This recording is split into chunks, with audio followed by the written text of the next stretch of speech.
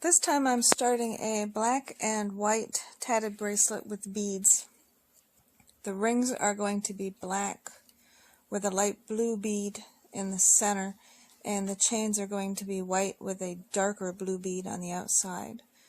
This bracelet actually goes out with the pattern and then comes back with the pattern, so it's one side and then the other side to make the pattern overlap and to make it look like a flower actually in the center.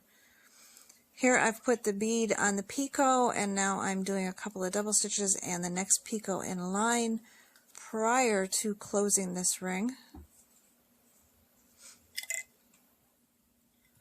Next is the chain. I've got the blue bead in place on this picot. This is a darker bead. And then you set it in place, tighten up the picot so that the bead holds its spot. Double checking that everything still slides. And then you continue on with your double stitches, making sure they're up nice and tight and keeping track of your count to finish this chain off. Last couple of stitches.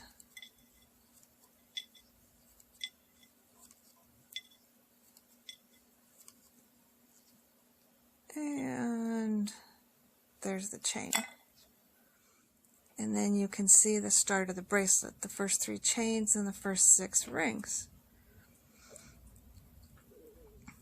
Now I've made the turn and I'm coming back on the bracelet, and I've got a chain in the wrong spot.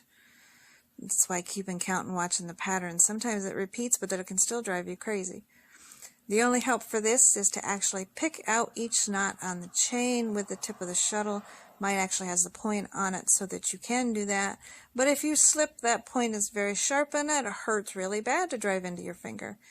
On the flip side, if you don't get it in between the knot and just in between the thread, you can actually ravel the thread, and then sometimes it doesn't restitch very well afterwards. So you just carefully keep working at it. This is the time consuming, so you really don't want to make a mistake like these. But it does happen.